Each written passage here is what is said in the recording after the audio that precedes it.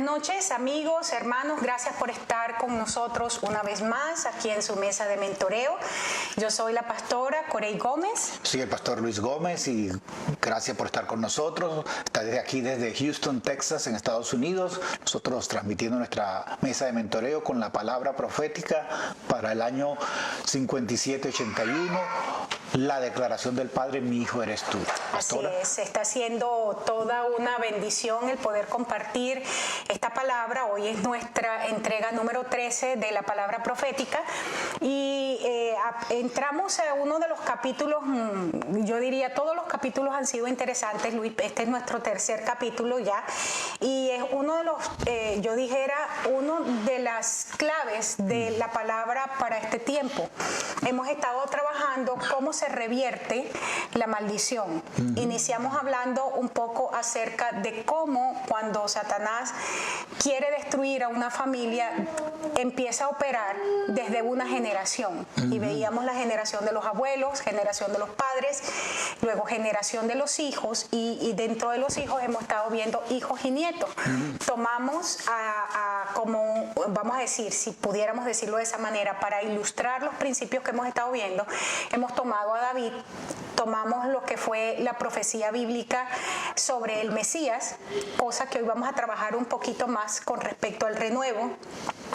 Y vimos en el cumplimiento cómo David fue un hombre que se levanta en el Señor, un hombre conforme al corazón de Dios. Y en algún momento yo decía, no estamos desdiciendo o hablando mal de David. David realmente fue un hombre conforme al corazón de Jehová, como la palabra lo establece, pero como una situación de pecado en su vida trajo una destrucción a la familia. Y seguimos, y hoy vamos a seguir hablando un poco, porque fue donde quedamos la semana pasada. Estuvimos hablando acerca de la maldición sobre Jeconías, el último rey de Judá en el tiempo de la deportación a Babilonia, y a partir de allí no encontramos ninguna otra persona del linaje de David que pudiera reclamar el trono a causa de esa maldición. Eso lo empezamos la semana pasada, pero la misma palabra que recibió este hombre, esta palabra profética, decía que no era sino hasta que viniera aquel que por derecho le pertenecía el trono, refiriéndose al Mesías, refiriéndose específicamente a Jesucristo. Y hoy a mí me gustaría, Luis, que retomáramos un poco, porque yo sé que la clase pasada fue un poco pesada desde la perspectiva de la información. Sí. Y me gustaría que pudiéramos retomar desde justamente desde el inicio para ver algún repaso desde allí, ¿no? ¿Qué pasó aquí? En el tiempo del profeta Jeremías. Me gustaría que viéramos un poquito, entonces, revisar la maldición de Jeconías. Estábamos mencionando que en la Biblia, del reinado de Salomón, que es quien hereda el trono de David, ¿verdad? Como hijo, se nos menciona, sin embargo, de forma interesante, dos genealogías, que es la genealogía de Salomón y la genealogía de Natán, su hermano. Ambos eran hijos de David y Betsabé. Estuvimos hablando acerca de esto y decíamos que la línea genealógica de Natán es de donde proviene Jesús hombre, porque era la genealogía de donde proviene María, que es la madre de Jesús. Sí, es bueno siempre explicar esto. En las dos genealogías se puede ver toda la línea completa, porque los judíos eran muy cuidadosos de mantener varias genealogías. Una de ellas tenía que ver con los levitas. Hasta el día de hoy ellos saben quién viene de los levitas. Y la genealogía de David es muy importante para ellos, por eso también la llevan. De hecho, hay mucha gente que dice que el primer ministro de Israel es de la línea davídica.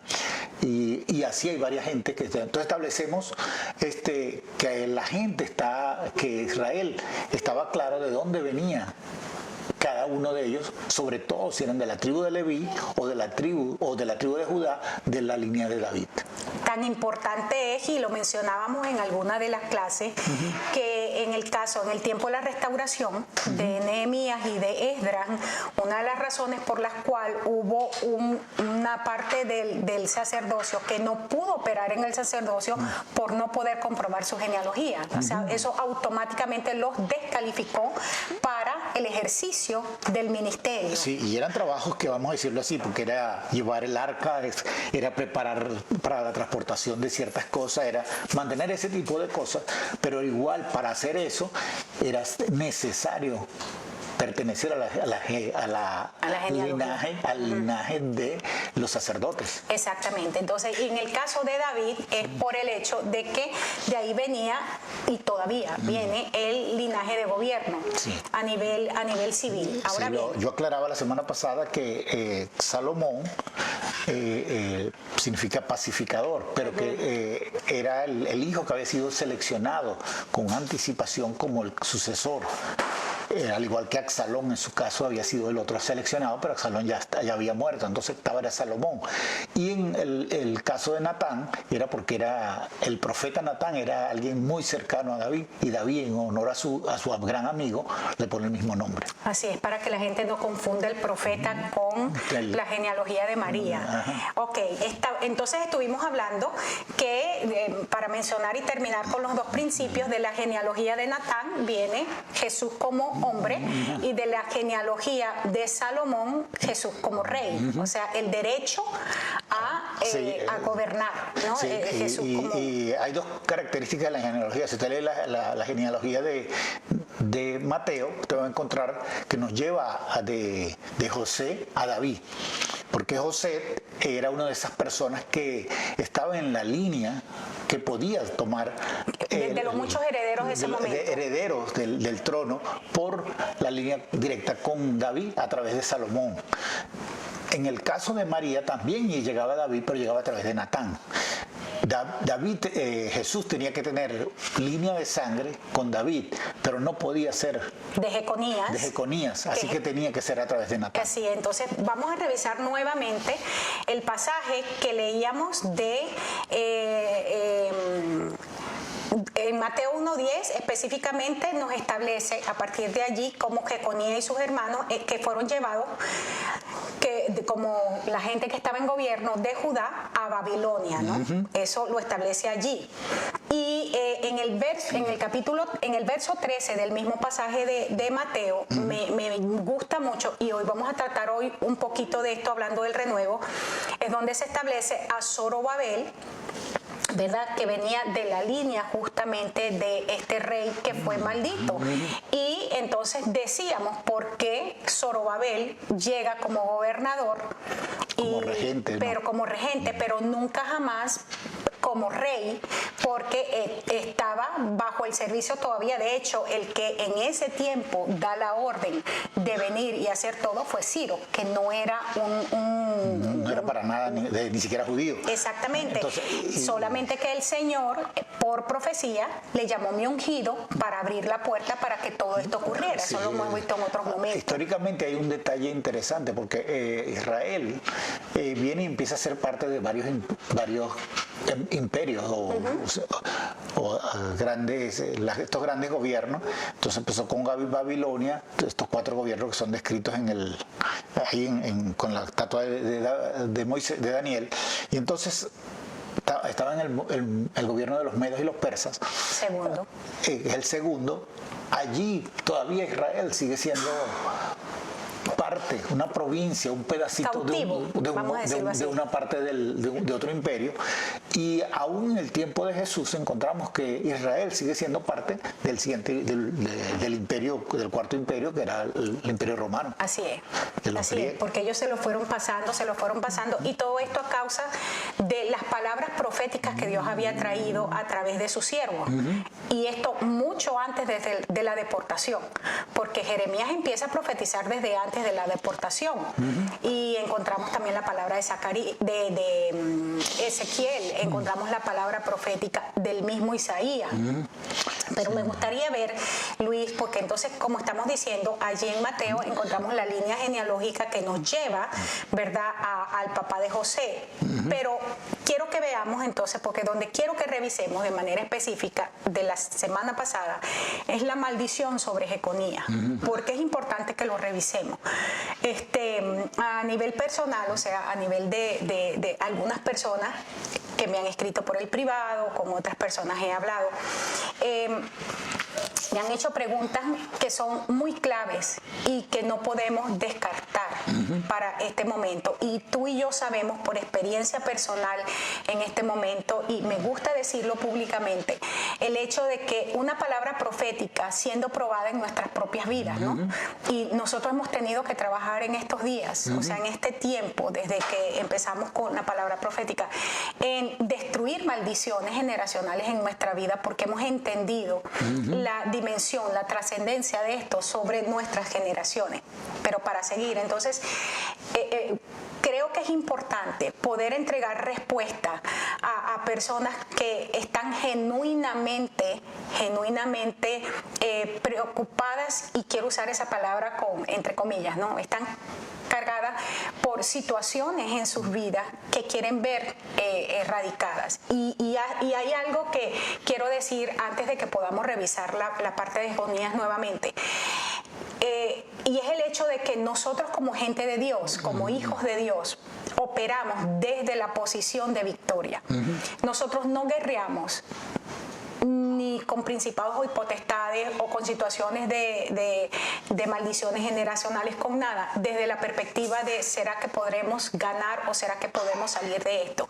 Y lo estoy diciendo para ustedes y para nosotros mismos, sino nosotros guerreamos desde la perspectiva de victoria, porque la diferencia es que nosotros, como hijos legítimos del Padre Celestial, Cristo ganó para nosotros la victoria. Amén. Y nosotros tenemos que poseer la victoria. Entonces, cuando estamos hablando de esto, no estamos hablando desde una perspectiva sin esperanza, como que es una realidad imposible de pasar, sino por el contrario, es una palabra de conocimiento, una palabra de revelación, para que nosotros simplemente revisemos en nuestras líneas y con la mentalidad de victoria podamos romper todo aquello que el enemigo ha logrado traer. ¿Ok? Entonces, sí. Quería decir esto. Hay dos detalles importantes. Por supuesto, estamos trabajando algo que tiene que ver con guerra espiritual de una forma muy específica. Con los individuos, como familias, tenemos que revisar. Pero también tenemos que revisar porque históricamente era tan complejo cada vez que Jesús se hacía ver como rey.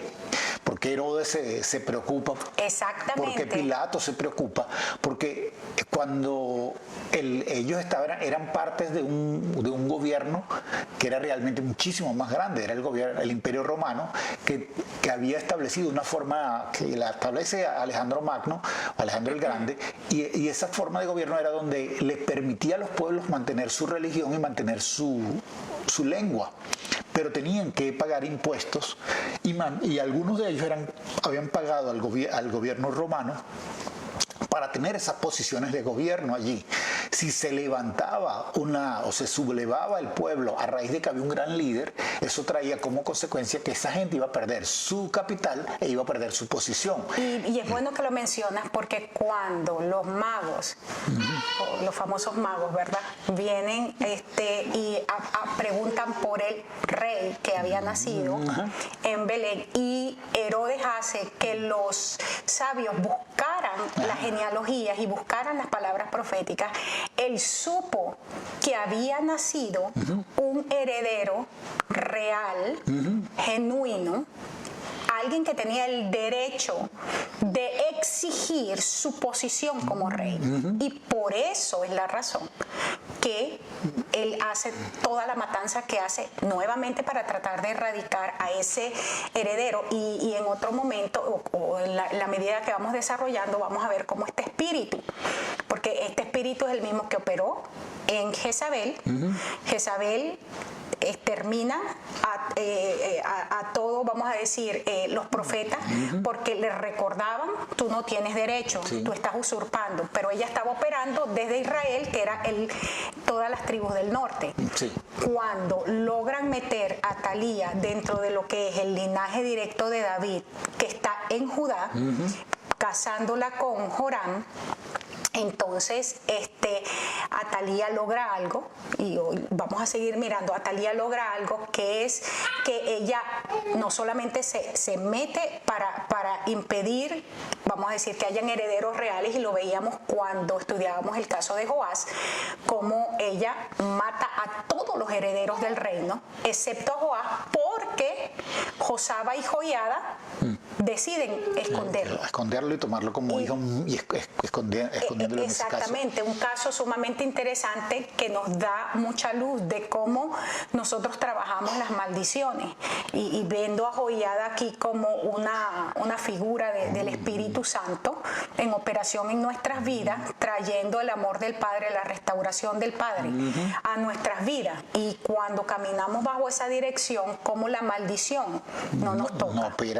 No tiene lugar para operar. No tiene lugar para operar. Pero volviendo a lo que decía, entonces encontramos cómo este espíritu, en el caso de Atalía, opera igual que Herodes, tratando de matar a los posibles herederos legales del reino. Sí, Herodes era un nombre titular, por si acaso, porque van a encontrar varios Herodes y son diferentes. Hay Herodes el Grande, que era justamente. Ese es el título. Es el título real que se daba. Sí, entonces Herodes el Grande era el que hace esta matanza, el que tiene que ver con Jesús. Después estamos a ver el tetrarca, y después último Herodes, que es el que sale ya en el libro de Hechos, que muere comido por los gusanos. Exactamente. Ahora, nos volvemos nuevamente a donde queremos llegar, porque queremos revisar la maldición de Jeconías. Estamos en Jeremías 22-28 en adelante.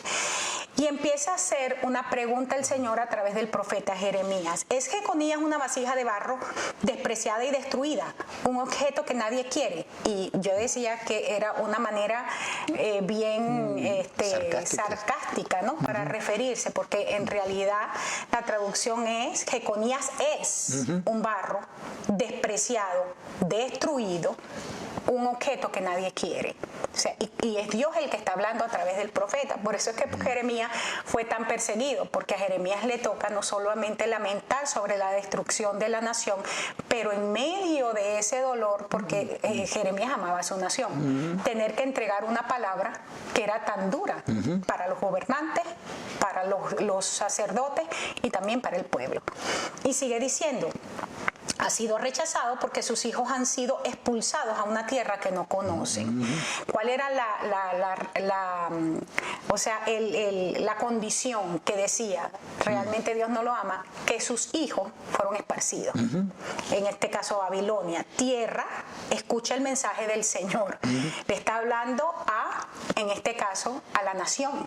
Y le dice: esto dice el Señor, anoten a este hombre en el registro como, y aquí está la maldición, un hombre sin hijos. Ahora, estamos hablando que en una nación como Israel, aún en el tiempo presente, no tener hijos era una maldición. Era una afrenta. Era una afrenta. Un hombre sin hijos, uno que no tuvo éxito en la vida. Es decir, nada de lo que emprendió desde antes de la profecía o después iba a prosperar. Esto es terrible.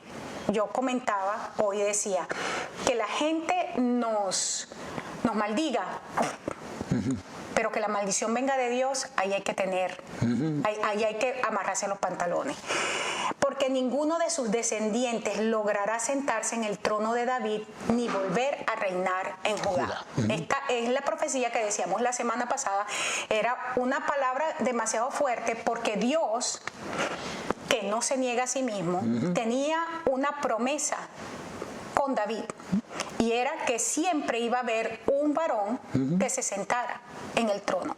Y de repente, por la línea de reino, que era Salomón, dice: hasta aquí llegaron. De ahora en adelante les di demasiado tiempo para que se arrepintieran, y no lo hicieron, sino que cada vez fueron peor. Y ahí entonces encontramos las profecías de Oseas, ahí encontramos las profecías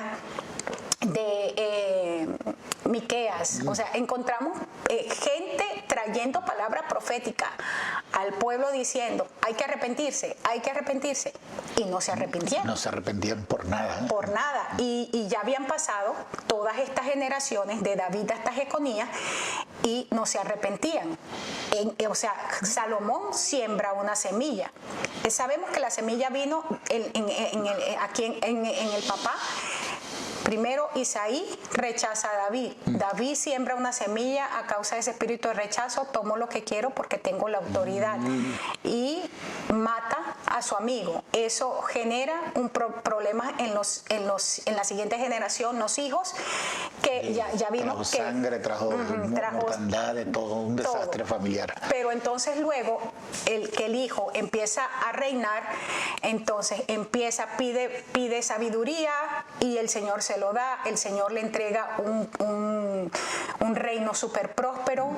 Sin embargo, no importó qué tanta sabiduría tenía, el hombre se enredó, igual que el papá, pero ahora con un montón de mujeres. Y dice la Biblia que esas mujeres lo llevaron a adorar a los dioses falsos. A la idolatría. Y a partir de allí empieza una generación de reyes que todos, a excepción de algunos, se volvieron en contra del Señor. Sí, el común denominador de esto, aún los que, a excepción de Josías, aún los que fueron buenos reformadores, dice que dejaban los lugares altos, dejaron cosas, permitieron cosas que no fueron realmente al igual que David, caminaron en parte de lo que David hizo, pero no plenamente. Entonces podríamos decir la generalidad de los reyes de Israel y de Judá fue reyes que estaban apartados del corazón de Dios. Esto cuesta mucho a veces decirlo porque tenemos mucho mesianismo dentro de la iglesia, pero es la realidad. Ahora, en el caso de Israel, que eran las 10 tribus del norte, ellos definitivamente después de Acab, o sea, durante el reinado. Fundamentalmente después de Salomón, que entrara Roboán a gobernar, ellos tomaron a Jeroboam y de ahí en adelante dice que andaban en los caminos de Jeroboam, su padre, y Jeroboam fue un hombre muy malo. Demasiado. Y bueno, el hecho de que Israel se aparta completamente del Señor, y hoy mencionamos el hecho de las profecías. En el caso de Osea, cuando Dios le dice, anda y cásate con la prostituta, tiene la primera hija, tiene la segunda hija, y el nombre que le pone para hablar justamente de ese reinado del norte tiene que ver con Jezreel. Jezreel es el lugar exactamente donde Jezabel comete, vamos a decir, hizo que Dios llegara al colmo con ella cuando mata a un hombre justo, pero era un hombre productivo, que lo que está es defendiendo su derecho a la herencia paterna. Un hijo defendiendo la herencia paterna, Jezabel dice, me sabe a cacahuate que sea tu herencia paterna, esto es para nosotros. Y le quita un lugar que era de productividad nacional y lo convierte, como decíamos cuando hablábamos de Jezabel, en un lugar para provecho personal. Y ahí entonces Dios establece una sentencia. Pero ese es el nombre, Jezreel, que se le da a una de las hijas de Osea, por palabra de Dios, refiriéndose a esta. Sí, en ese caso son varios hijos, pero Jezreel como lugar es un valle gigantesco. De hecho, tiene varios nombres en la Biblia ese mismo valle. Y es clave para este tiempo entender que esa tiene dos significados muy fuertes esa palabra. Uno es sembrar, pero el otro tiene que ver con esparcir o buscando la palabra fuerte en esto, porque tiene que ver con golpear y echar fuego, de ser diseminado. Esa era la implicación que había allí. Si ustedes siguen en esto es lo que va a pasar, va a venir un golpe muy fuerte y todos van a salir diseminados por todas partes. Así que históricamente esa nación tal como Israel, esa dinastía se perdió completamente, y lo hemos dicho en varios momentos. Lo que permanece del que se conoce hoy como Israel es justamente Judá con Benjamín y una partecita de Simeón. Así es. Entonces, en el caso de Jeremías, aquí seguimos con la parte de la maldición. Decíamos también entonces, que ya lo volvimos a explicar, que entonces el hijo del Mesías no podía venir de esta línea genealógica, pero había que resolver ese asunto y ya lo explicamos, ¿no? Ahora bien, vámonos un momentico a Jeremías 22:30, ¿no? Nuevamente, porque es que quiero que veamos un momento, o sea, específicamente la maldición, Luis, porque si nosotros podemos centrarnos un momento en lo que Dios mismo dijo sobre esto, nosotros podemos ser capaces en el Señor de entender cómo los caminos de Dios son impresionantes, porque Dios establece la maldición, pero a la vez ya se había profetizado sobre el renuevo. Esto es para poder pasar a lo del renuevo. Volvemos a lo mismo: un hombre privado de descendencia, nada próspero sucederá en sus días, ninguno de su descendencia podrá sentarse en el trono de David ni reinar sobre Judá. Entonces, parecía que lo que inició en este caso Atalía se cumplió. Pensando yo hoy en esto, decía, y lo mencionábamos cuando estudiábamos Jezabel. Jezabel en el pasado dijo: voy a matarte, Elías. No logró matarlo. Pero en el caso, cuando viene el mismo espíritu sobre Herodías, ¿verdad? Y opera a través de la seducción, de la sensualidad de Salomé, le quitan la cabeza al profeta. En un sentido, aquella declaración vino, y esta es la situación que tenemos a nivel de tiempo presente. Escúcheme lo que estamos hablando, cuando el Señor dice en Apocalipsis, y lo estudiábamos con Jezabel: ¿qué tengo en contra tuya? Que sigues tolerando a este mismo espíritu. Claro. Este espíritu sigue viniendo, cortando la cabeza a los profetas, y esta es la razón por qué es este ataque, y de manera impresionante en este tiempo, sobre toda la gente que es profética. Ahorita la media, todo el mundo, aún gente de la iglesia, se ha levantado en contra de la palabra profética, diciendo: ¿qué vamos a hacer con todos estos profetas que profetizaron algo y no se está cumpliendo, ¿no? Sí. Cosas como esa. Pero seguimos con lo mismo. El espíritu jezabélico no se mete, sino es contra ese aspecto profético de lo que es la iglesia. Sí, hay un mover muy fuerte en la parte religiosa. La iglesia institucional ha venido en contra de lo profético. Y fíjese que es tan fuerte que salieron las teologías liberales. Teologías liberales nacen por allá a principios del siglo XX con diferentes formatos, pero la intención fue privarnos de nuestro fundamento, que era la palabra de Dios, como la Biblia, la palabra escrita, era lo que nos daba esto. La palabra escrita es la profecía más segura. ¿Qué es lo que dice el apóstol? Y cuando se nos quita la profecía, la palabra más segura, entonces ¿qué hacemos? La gente, entonces las iglesias institucionales se quedaron sin un sustento y han seguido manejándose así. Es por eso que usted ve que la Iglesia Católica están diciendo un montón de disparates, pero no es solamente la Iglesia Católica, antes que la Iglesia Católica está en las iglesias presbiterianas, en las iglesias metodistas, todas estas iglesias anglicanas, episcopal, han tomado un montón de iniciativas para poder mantenerse ahora sin fundamento, pero con popularidad, que es una herramienta de los políticos para mantenerse en el poder, y la iglesia ha hecho esto para mantenerse allí. Cuando vemos todo esto que sucede, Dios está diciendo: yo cumplo mi palabra por encima de lo que la gente ha pretendido. Atalía sí dio una declaración. Pero en el caso de Atalía, aunque es hija de Jezabel, Jezabel fue en contra de lo profético, pero Atalía viene en contra de gobierno. En contra de lo profético y lo gubernamental. Desde la perspectiva sigue porque es el mismo espíritu, pero toma lo gubernamental, y este espíritu operando en el tiempo presente es lo que está justamente trayendo toda la destrucción que nosotros tenemos a nivel de naciones.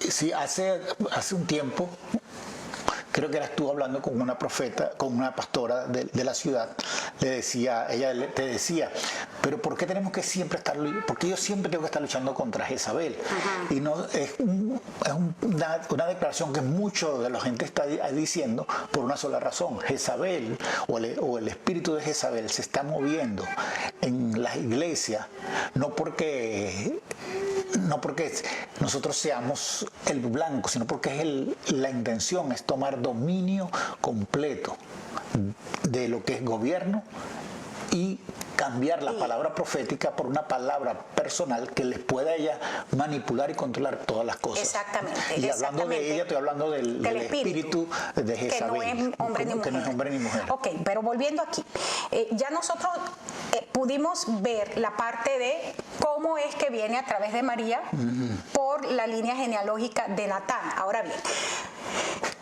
quiero pasar esto porque creo que es importante que nosotros entendamos la parte aquí de Jesús nacido, ¿verdad? Y cómo cumple la profecía del renuevo, que es donde me quiero centrar o quiero que nos centremos en la próxima media hora que tenemos.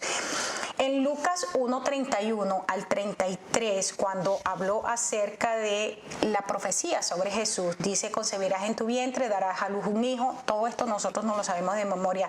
Llamará su nombre Jesús, será llamado Hijo del Altísimo. Ya sabemos por la concepción. Y el Señor Dios le dará, el que había roto el linaje en Jeconías, le va a dar el trono de David su padre, reinará sobre la casa de Jacob para siempre y su reino no tendrá fin. Ahora, tomemos todo lo que tiene que ver con el renuevo. Encontramos, y lo mencionábamos ahorita, que antes que la nación fuera llevada a Babilonia, este rey, todavía Jeconías, estaba gobernando. O sea, ya estaba todavía la línea davídica. En Ezequiel encontramos que es suspendido y se dice: no va a seguir reinando, no va a reinar más nadie hasta que venga Siloh, hasta que venga el que tiene que gobernar, ¿no? Y encontramos entonces en la profecía que acabamos de leer que el mismo Señor va a nacer de la Virgen, va a llamarlo Jesús, pero quien le va a entregar a él el trono es Dios mismo. ¿Ok? El trono de David su padre. Ahora, encontramos que cuando los judíos vuelven del cautiverio babilónico, Dios le entrega un nombre a los que están en posición de liderazgo. Esto lo estudiamos justamente cuando hablábamos acerca de los 4 herreros y los 4 cuernos. Y le dice a Josué que él, si caminaba en las cosas del Señor, sería también sentado en medio de un grupo de gobierno donde estaba Zorobabel, donde estaba Nehemías, donde estaba Esdras. Le dice: tú vas a ser sentado y ustedes son la sombra de lo que es el renuevo de que estaba hablando en Isaías, y que se llama, ¿verdad?, el hombre renuevo. El hombre renuevo, que como enseñaba yo en esa oportunidad, decía, es un hombre multimiembro, porque en la misma profecía habla, se le darán corona. Un hombre multimiembro porque tenía que ver con la iglesia y Cristo como la cabeza. Sí, y todo esto que tiene que ver con esta enseñanza de los 5 ministerios, ahí toma una base fundamental para decir, en ese momento Dios muestra de una forma, vamos a decir, no completamente o sencilla de ver lo que fuera considerado los ministerios. A mí no me gusta usar 5 ministerios porque yo prefiero usar la palabra los ministerios, porque creo que hay más ministerios, más que 5. Ajá. Interesantemente, ahí entonces, en ese mismo contexto de Zacarías ve la transformación de Josué, el sumo sacerdote, que es cuando recibe la palabra: tú eres parte, si tú caminas, tú eres parte de esto. Pero para que Josué recibiera esa palabra, tú eres parte del hombre renuevo, que es multimiembro, tuvo que pasar por un proceso de transformación. Y bien como lo estás diciendo, de acuerdo a lo que Pablo dice en Efesios, la manifestación de Cristo en la tierra es cabeza, pero no es un apóstol o no es un profeta. Por eso es que si usted piensa, si usted es de los apóstoles que piensa que es la cabeza de la iglesia, se confundió completo. Cristo en su manifestación es una manifestación múltiple. Volvemos a renuevo. No, Josué no era el renuevo. Zorobabel no era la figura del renuevo. Nehemías o Esdras en sí solo. Era el conjunto de ellos. Era el cuerpo operando en sus funciones. Asimismo, los ministerios no es ni el apóstol, ni el profeta, ni el maestro, ni el evangelista, sino es una operación en equipo que manifiestan a Cristo en el cuerpo. En el cuerpo. Entonces, por ahí hay unas enseñanzas, y este no es nuestro tema, unas enseñanzas completamente desvirtuadas y desvinculadas de la verdad de Dios en la palabra, y simplemente es por el deseo de poder que hay en muchísimos. Pero volviendo aquí, porque estamos trabajando esto, Josué junto a sus amigos es figura del Mesías prometido, y quería tomar, por ejemplo, si encontramos, recordemos esto, que Josué junto con sus amigos, la forma griega del nombre, ¿verdad?, tiene que ver ayuda de Jehová o Salvador. Y en Zacarías 6:12 encontramos aquí el varón cuyo nombre es el renuevo, el cual brotará de sus raíces y edificará el templo de Jehová. Pero si tomamos, ¿quién edifica el templo? ¿Quién dijo? El mismo Jesús dijo que Él era el que edificaba la iglesia, ¿verdad? Es Cristo el que edifica a su cuerpo. Sí, hay un texto que no está colocado aquí, está en el libro de Habacuc, en el 2º capítulo, donde dice que Jehová aviva su obra en medio de los tiempos. Tiene que ver con esto en el sentido de que la obra de Dios tiene que ver, que dice, como Jesucristo dice, sobre esta roca, que es la declaración de que Jesucristo es el Hijo de Dios, voy a edificar mi iglesia. Está hablando de este mismo, edificará el templo de Jehová, edificará esa obra, esa congregación, que en la Septuaginta se traduce como congregación, que es muy pequeño el concepto, porque el concepto de eclesía va mucho más allá. Tiene que ver con ese grupo gubernamental que es llamado de su casa a salir, a establecer y darle el decreto de Dios hacia la gente, hacia afuera, y ser el ejecutor de todo aquello que Dios está diciendo. Así es. La segunda cosa interesante, el renuevo, que es el título del Mesías, encontramos en Isaías 4:2. Estamos hablando de la profecía del renuevo, porque si vemos, estuvo la maldición de Jeconías, pero el Señor dice, no se va a sentar nadie más hasta que venga el que le corresponde. Y ese que le correspondía, ese Mesías, fue profetizado en el mismo tiempo de la restauración como el renuevo. Dice aquí en Isaías 4:12, en aquel tiempo el renuevo de Jehová será para hermosura y gloria, y el fruto de la tierra para grandeza y honra. Recordemos que aquí, cuando está hablando del fruto de la tierra, es la misma palabra que usó cuando vimos ahorita Jeremías diciendo tierra, tierra, oye. Entonces tiene que ver con cuál fruto, justamente con las generaciones. Una generación que se levanta para grandeza y para honra, que es el cuerpo de Cristo, y a los sobrevivientes de Israel. Dice en el 11:1, saldrá una vara del tronco de Isaí. El tronco, ¿quién era? David, porque Isaí era la raíz. Y un vástago retoñará de sus raíces, haciendo ver que sigue siendo, o sea, que el concepto que hemos utilizado de familia bíblico, 4 generaciones.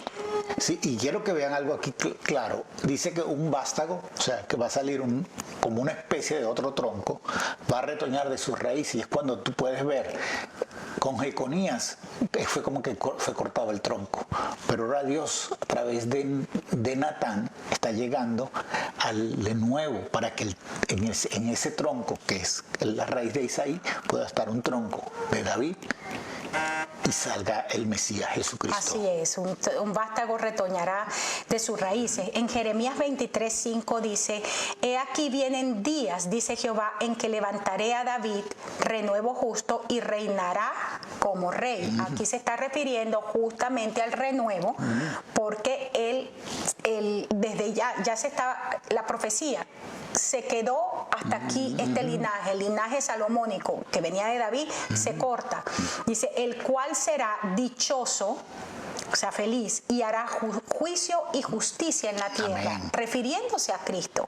En sus días será salvo Judá, e Israel habitará confiado, y este será su nombre con el cual le llamarán Jehová, justicia nuestra. Entre paréntesis, que esto es una de las promesas más espectaculares para la iglesia, porque esto es sobre Jesucristo, pero Cristo es la cabeza de la iglesia. Amén. Entonces está hablando de que la iglesia es la manifestación visible de Jehová, justicia nuestra.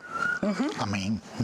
Sigue diciendo, esto lo tomé de justamente cuando trabajamos los herreros.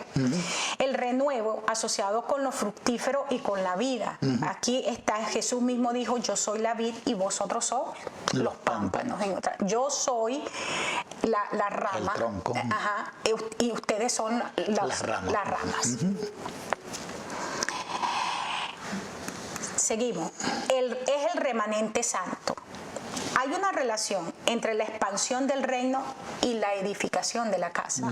Esto es muy importante, porque la palabra profética, cuando el Señor habla a través de Isaías, dice: será su nombre admirable, consejero, Dios nuestro, Padre eterno, príncipe de paz. Entonces dice: lo dilatado de su imperio, es decir, el crecimiento de su imperio, no tendrá fin. Entonces, aquí estamos hablando con respecto a la verdadera eclesía. Se expande, crece, tiene que, y no es números, aunque lo implica. Esto es importante.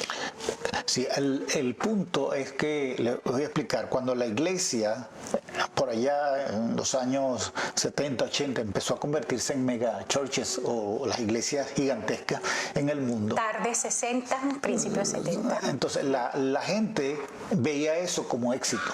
Exacto. Como que estamos creciendo, que el reino de Dios está invadiendo, y se declaraba por naciones: no, esta nación tiene tanto porcentaje de cristianos, y muchas de estas, pero vimos que era impresionante ver que naciones en Latinoamérica que tenían más cristianos era donde había más pobreza, había muchas dificultades, y aunque el reino de Dios se ha notado en ciertas poblaciones pequeñitas, hemos visto los cambios que hace el reino de Dios.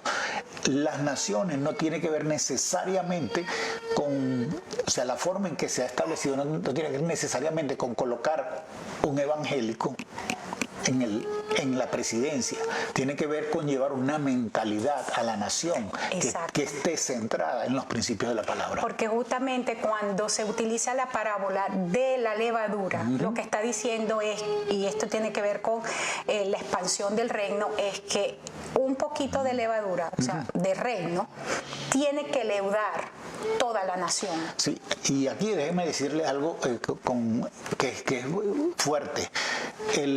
Lo que son los medios de comunicación, por ejemplo, los medios de comunicación en estos momentos, lo que tiene que ver con internet, lo que tiene que ver con la televisión, lo que tiene que ver con todo esto, el porcentaje de gente que no cree en Dios, pero que está en posiciones de autoridad en ellos, vamos a decirlo así, es muy pequeño.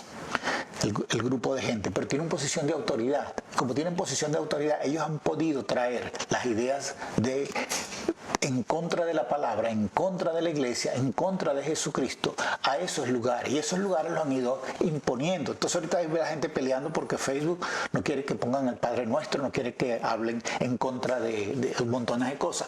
Pero si podemos y vemos esto, entendemos que es la misma situación que nos ha venido operando en todas estas cosas, que hemos permitido como iglesia no operar en lo que Cristo es, y nos hemos encerrado en las paredes creyendo que estamos haciendo las cosas bien. Porque la mentalidad es un asunto de mentalidad, y esta es la razón por la cual, si nos volvemos al caso de Josué, sumo sacerdote, ¿qué fue cambiado?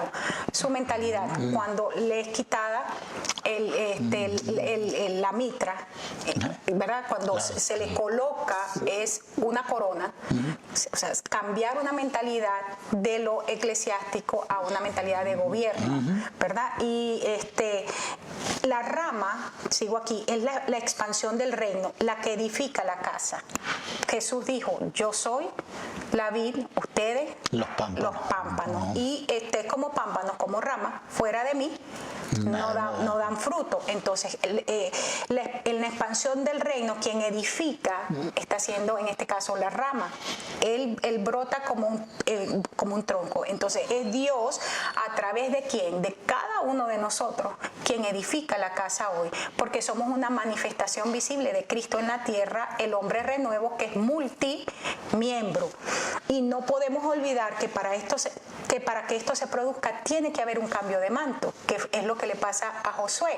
Y por eso es que Jesús es declarado sacerdote para siempre según el orden de ¿quién? De Melquisedec, que es un orden o sea, antes de la ley mosaica, antes de que existiera Leví.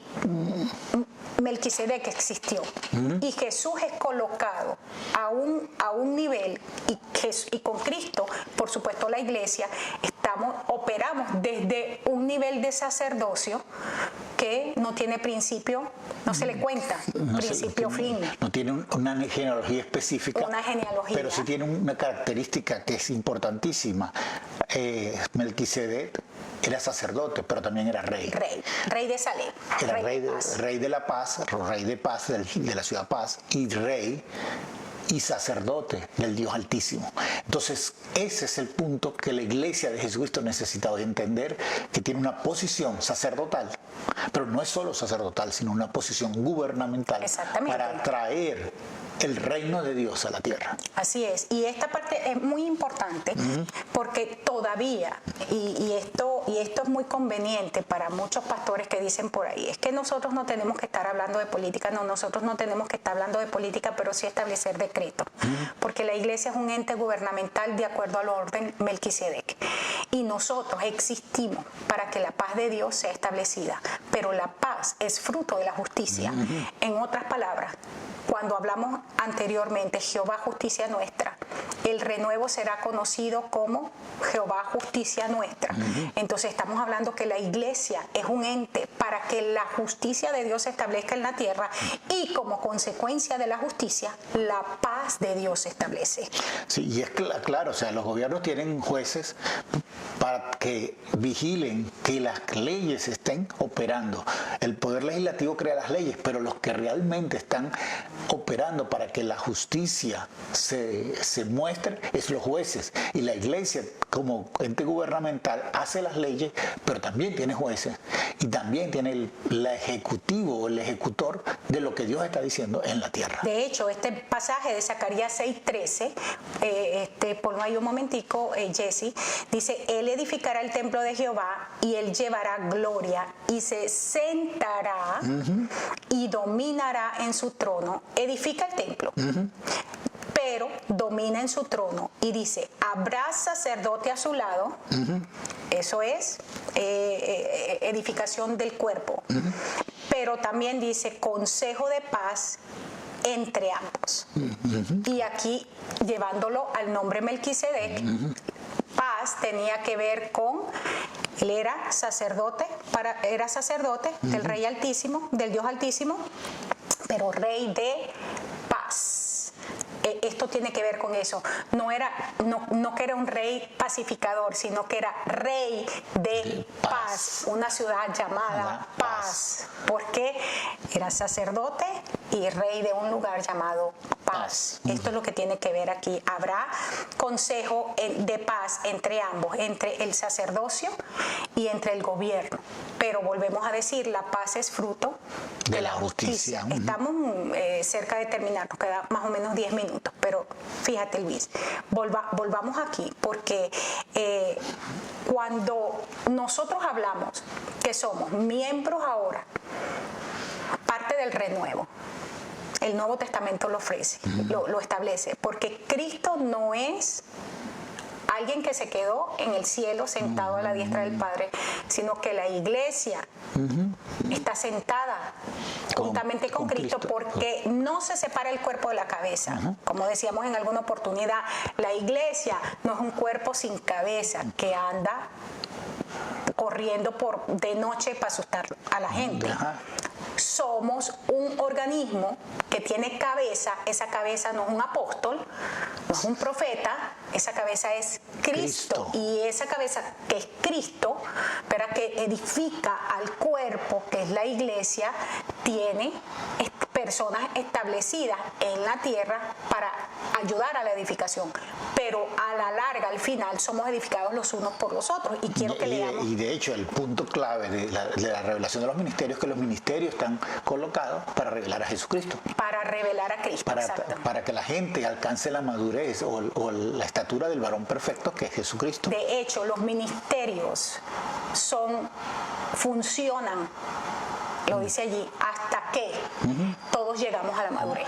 Esto es muy importante.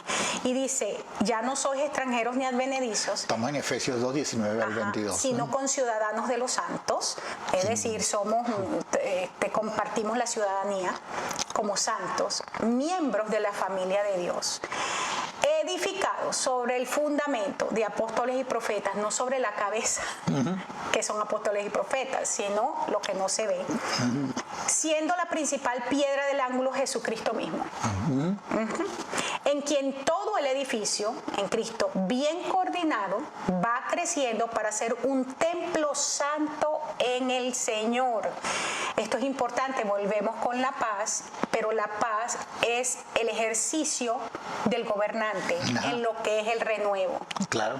De acuerdo a lo que era Melquisedec, sacerdote y rey. En quien vosotros también sois juntamente edificados para morada de Dios en el Espíritu. Esto es sumamente importante y es un pasaje que hemos enseñado por muchísimos años. Nosotros estamos enseñando de este pasaje desde los 90. Porque a mí me gusta decir esto, que cuando nosotros llegamos aquí a Estados Unidos en el 94, ya nosotros hablábamos de los ministerios. Nosotros tenemos muchísimos años hablando de esto y por eso es que yo siento que tenemos mucha autoridad a mucha gente que se autonombró apóstol, que se autonombró profeta, y no tiene las marcas, ¿verdad? Nosotros nos vinimos marcados de Venezuela, porque hasta de herejes nos llamaron, ¿verdad? Pero ahora los mismos que nos llamaron herejes son apóstoles, son profetas. Gloria a Dios, muchos son de verdad, pero hay muchos de mentira. Y ahorita lo estamos viendo, ¿verdad? Igual que en este país. O sea, nosotros llegamos aquí, cuando nosotros llegamos a este país, la misma gente con la que nos empezamos a relacionar, ellos empezaron a aprender en ese tiempo, ¿verdad? Estaban aprendiendo en ese tiempo y esto lo digo, gente con la que nos relacionamos y luego entonces, los digo porque en Venezuela a raíz de una situación dice, no, que ella ya no tiene apóstol, un momentico, él no era la cabeza, mi cabeza, porque cuando nosotros llegamos a este país, esa persona estaba apenas aprendiendo, nos relacionamos y la relación que teníamos era una relación de iguales, porque justamente no nos relacionamos buscando a nadie sobre nuestra cabeza, porque esa es una enseñanza equivocada de que un apóstol tiene que estar encima de ti. Esa enseñanza es equivocada.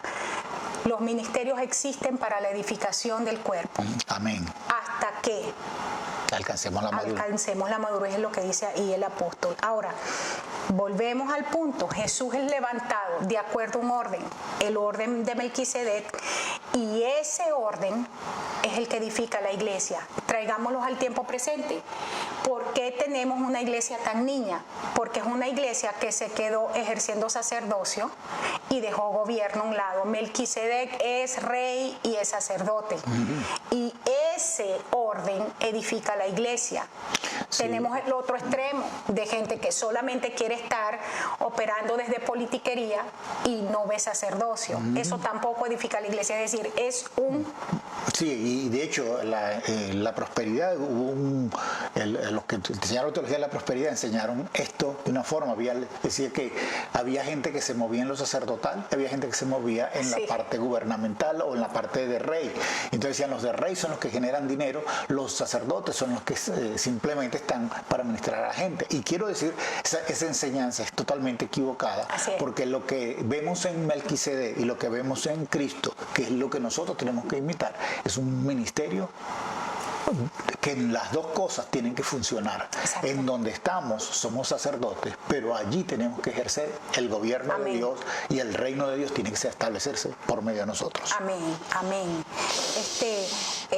Dice en Hebreos 7, 1 al 3, este Melquisedec, rey de Salem, sacerdote del Dios Altísimo, cuyo nombre significa primeramente rey de justicia y también rey de Salem, esto es, rey de paz.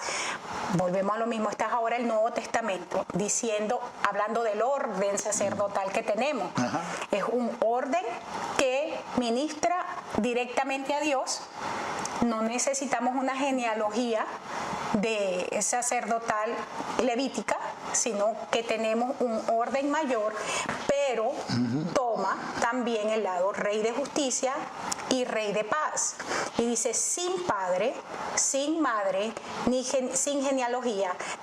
¿Por qué? Esto no es porque era vamos a decir, un aparecido, esto es importante, sino porque no tiene principio de días ni fin de vida. Esto es importante y quiero volver a señalar el hecho de que Melquisedec aparece en la vida de Abraham, a quien él le da los diezmos, antes que la ley levítica apareciera y que el orden levítico apareciera, antes de Moisés.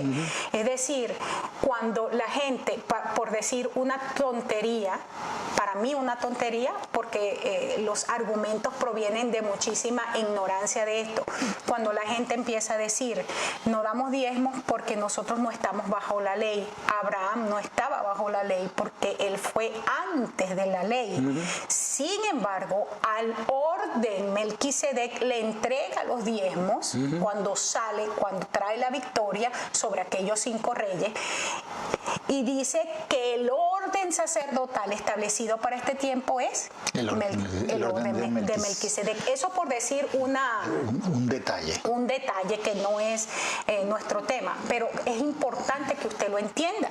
O sea, es importante que el cuerpo de Cristo entienda que nosotros nos movemos no por la ley mosaica, sino por un orden que es mucho más elevado, y el Nuevo Testamento, el Antiguo Testamento lo confirma, como lo hemos venido viendo, hablando del renuevo, y en el Nuevo Testamento encontramos entonces, en este caso, el autor de Hebreos, Luis, que es espectacular con respecto a hablar del ministerio de Cristo edificando el templo. Y por eso es que en Hebreos encontramos una cantidad de cosas que mucha gente no entiende, y diciendo, estos son sombras.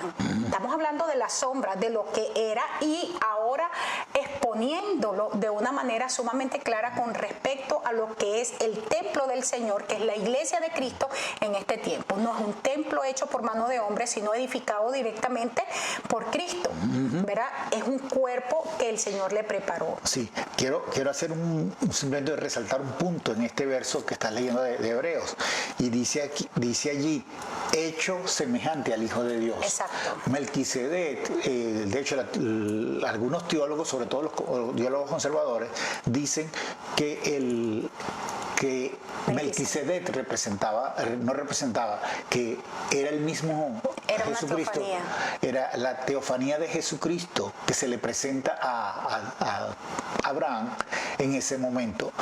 No hay evidencia mucha para asegurar esto, solo este verso que está en Hebreos, donde dice semejante al Hijo de Dios. ¿Y por qué esto es clave? Porque muchos de nosotros estamos manipulando la Biblia sin entender que Jesucristo es la cabeza, y que cuando allá Abraham le entrega todo a Melquisedec, nosotros como hijos de Abraham tenemos que entender que nuestra forma de operar tiene que ser ver a dónde está el Hijo de Dios y llevar lo que le y corresponde. llevarle lo que le corresponde. Honra al que honra merece. ¿Ah? Eso es importante, muy importante, porque Abraham se movió por fe y entregó los diezmos de todo por fe. Él es el precursor de la fe, no el precursor de la ley. Siguiente punto importante. En este texto, la palabra para siempre es la palabra diaforo. Es importante porque aquí el eis diaforo, el eis es relativo a, colócame esa por favor, Jessy, relativo a indica un punto alcanzado o al que se ha entrado. O sea, es algo que en el tiempo ya nosotros empezamos a caminarlo. Tiene que ver con lugar, con tiempo, con propósito. Y aquí propósito está implicando el resultado de lo mismo. Entonces, vuelvo a lo mismo. Para siempre es diaforo. Y la palabra diaforo tiene que ver con transferir la carga de la responsabilidad. Entonces, está hablando de que el sacerdocio, que es eterno, es una acción, algo que empezó a producir resultados en un momento de la historia. Tiene que ver la sombra allá, Abraham, llegando a donde estaba Melquisedec. Una palabra segura, entregada, hay un renuevo que es levantado a este orden sacerdotal y encontramos el Nuevo Testamento clarificándolo y estableciéndolo para la iglesia. ¿Quién es la iglesia en este momento? Un ministerio dual, sacerdocio, gobierno, que tiene que caminar en justicia para que se produzca la paz, ministra directamente al Altísimo y ese ministerio empezó, pero recibe la responsabilidad porque somos un cuerpo que opera bajo la cabeza Cristo, quien es el que tiene, vamos a decir, el manto Melquisedec. Amén. Y ese manto nos cubre a nosotros. Es un sacerdocio, entonces, cuando se habla para siempre, que tiene relatividad continua y no tiene destrucción. En otras palabras, una iglesia que no es relativa al tiempo, que no es pertinente al tiempo, vamos a decir, gracias por esa palabra, es una iglesia que ha perdido el propósito, porque nosotros no podemos estarnos ni vistiendo ni hablando como a principios de 1900, y entonces la gente ni nos entiende ni puede seguirnos porque no estamos dando en el clavo, y ese es el concepto de pecado. Entonces, una iglesia que tiene pecaminosidad, por eso es que esa iniquidad es quitada. Nos volvemos al caso del ejemplo de Josué, quitada de Josué el sumo sacerdote, sus ropas viles, que era que no daba en el blanco, porque estaba operando desde la perspectiva de llamado en algo que no era relativo al tiempo de la reedificación. Probablemente estaba operando desde la perspectiva todavía de cautiverio, porque ahí fue donde se levantó. Y con gente como Pasur y como ejemplo, que era un hombre demasiado malo como para hacer esto. Pero fíjense, darle a la pastora para que termine. Simplemente, hermanos, somos un sacerdocio que gobierna. Amén. O somos un rey que hace el trabajo de sacerdote, de interceder por esta tierra y revelar al Padre. Recuérdense, el verso de Juan 14:6 dice que Jesucristo es el camino, la verdad y la vida. Y es la única forma de conocer al Padre. La iglesia tiene que revelar a Jesucristo y tiene que mostrar a Jesucristo como parte de su cuerpo que está llevando a la gente al Padre y haciendo hijos para el Padre. Terminamos diciendo, concluimos, el orden Melquisedec, que es la manifestación en el renuevo que fue profetizada de el linaje de David a través de la línea Natán, no salomónica, que que es el que verdaderamente edifica el templo.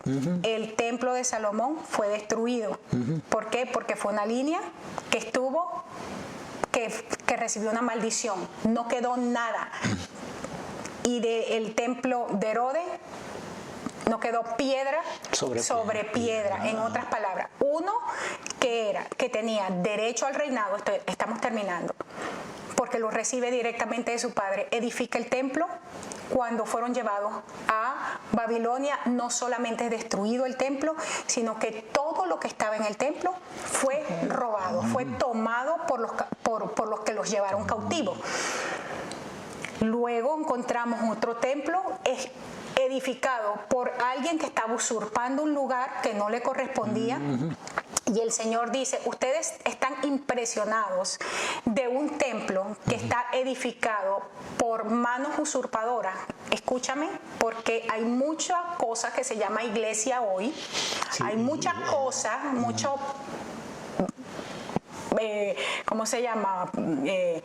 Pedazo de cosas, nada, que se está llamando iglesia, y el Señor está diciendo, tú te impresionas de esto, porque fueron los discípulos y tú bien lo enseñabas el domingo. Ustedes se están impresionando de esto. Desde ya les digo, aquí no va a quedar nada, porque esa edificación que hemos llamado iglesia está sobre algo que no era Cristo. El fundamento no es la declaración, Jesucristo es el Hijo de Dios.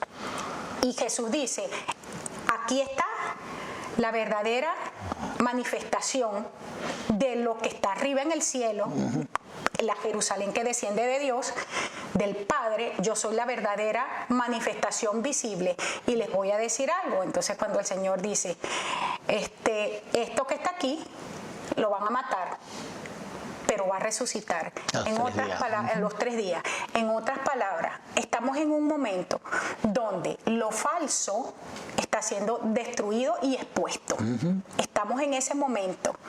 Todo templo herodiano está siendo destruido, es decir, todo templo que se levantó, todo lo que se está usurpando el nombre iglesia, eclesía, que se levantó en una enseñanza completamente falsa, y no necesariamente porque todo es falsa, sino porque el fundamento es falso.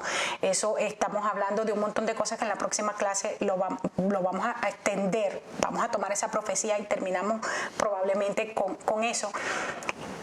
Y el Señor dice, pero lo verdadero que descendió del cielo, Jesucristo. Que Jesucristo desciende del cielo de Dios, igual que la Nueva Jerusalén en Apocalipsis 20 y 21. Entonces dice, esto verdadero va a morirse, pero ¿cuál va a ser lo impresionante? Va a resucitar después del 3er día y ser sentado a la diestra del Padre. Lo verdadero de Dios en este tiempo está siendo apedreado, le están quitando la cabeza, lo están mandando a callar, está siendo desprestigiado, todo eso. Pero escuchen algo, la diferencia es esta, de uno no queda ni siquiera una piedra encima de la otra, pero de lo verdadero, aunque cae a tierra, vuelve a salir, y cuando sale produce mucho fruto. Bueno, terminamos entonces con 1 de Pedro 2:5. Luis, nos tomamos 7 minutos más. Ustedes como piedras vivas, nosotros, todo el cuerpo de Cristo, somos edificados como casa espiritual y sacerdocio santo para ofrecer sacrificios espirituales que sean aceptables a Dios por medio de Jesucristo, la cabeza. Amén. Los esperamos en nuestro próximo programa y esperamos que sea de mucha bendición para ustedes. Dios les bendiga y Dios les guarde.